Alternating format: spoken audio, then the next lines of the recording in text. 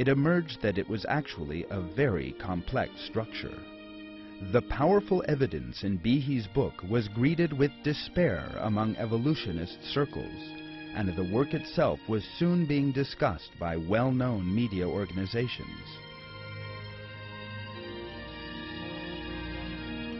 One of the points most concentrated on by Behe is that of irreducible complexity. According to Darwin's assumptions, complex organs in living things, such as the eye, ear, and heart, assumed their present forms by means of minute and gradual changes over billions of years. Scientific research reveals, however, that it is impossible for these organs, and in particular for the molecular machinery inside the cell, to have developed in stages. These are very complex structures consisting of a combination of small components. The system will serve no purpose at all if any of those components fails to fulfill its function.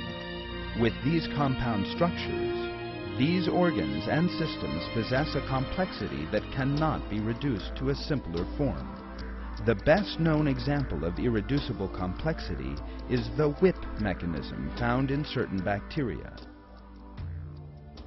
The bacterial flagellum, a whip-like extension, has been known for a long time.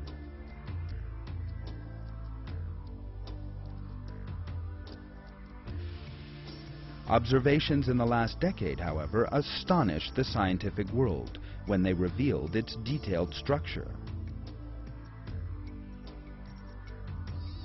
That is because the whip was shown to function not with a simple vibratory mechanism, as had been thought earlier, but with a very complex organic motor.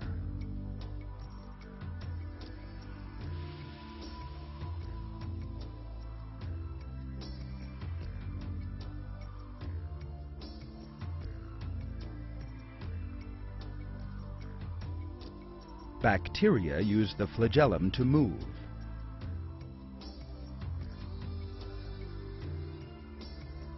This whip is the only organ in the world of living things capable of a genuine rotating movement.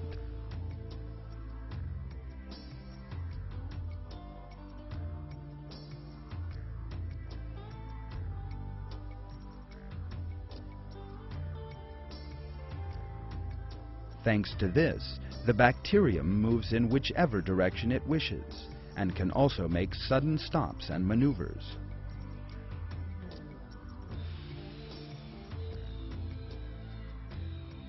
Thanks to the flagellum's spiral fibers and the engine in the root, the bacterium can spin like a propeller.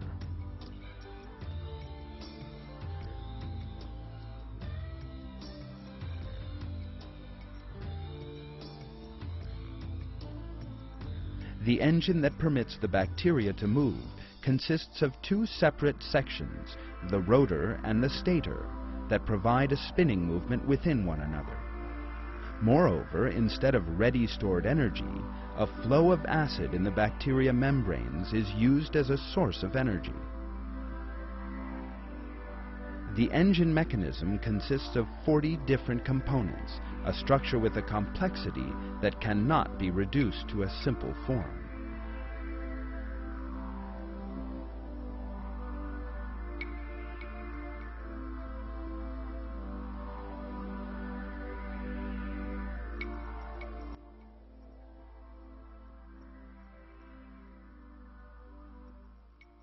If even one of these pieces is missing or put in the wrong place, your motor isn't going to work.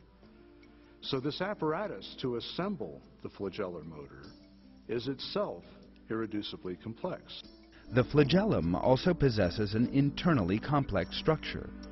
Its organic structure consists of 240 separate kinds of protein. These components cannot have come together in small changes over the course of time to produce the bacterial flagellum.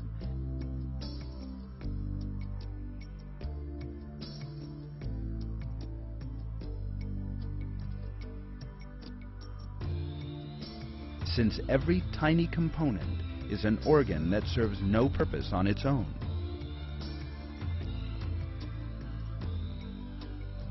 In the absence of the engine system that provides the rotating movement, for example, the bacterium would still be incapable of movement, even if it somehow came into existence by chance.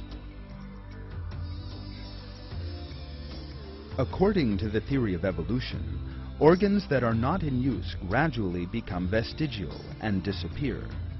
From that point of view, in an evolutionary process consisting of 40 separate changes, any organ forming in the first stage will be weeded out by natural selection, since it fails to fulfill any function, and the evolutionary process will come to a halt right at the outset. This scientific fact is outlined by Dr. Jonathan Wells. The important thing to realize about natural selection is it selects only for a functional advantage. In most cases, natural selection actually eliminates things that have no function or that have a function that harms the organism. So if you had a bacterium with a tail that didn't function as a flagellum, chances are natural selection would eliminate it.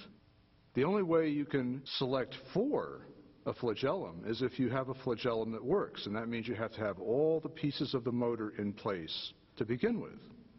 So natural selection can't get you the bacterial flagellum. It can only work after the flagellum is there and operating.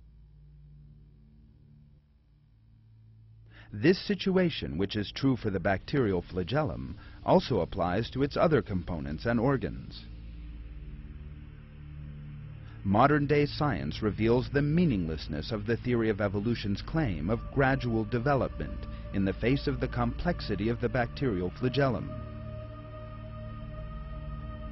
Indeed, no evolutionist biologist has been able to account for the flagellum's origins.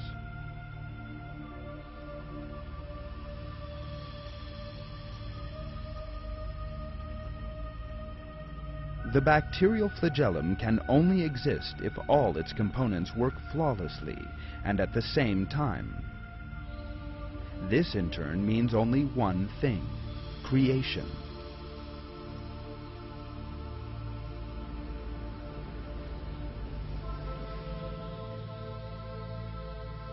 In the same way that the engines that allow cars to move are the products of superior engineering, so this mechanism that allows bacteria to move is the product of a superior knowledge.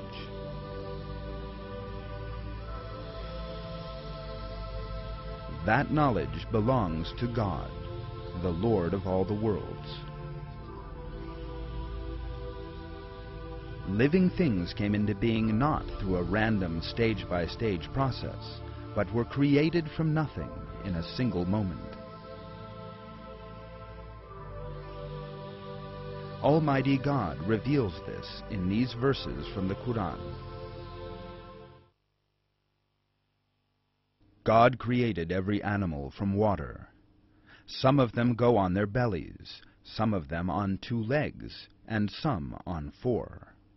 God creates whatever He wills. God has power over all things. He is the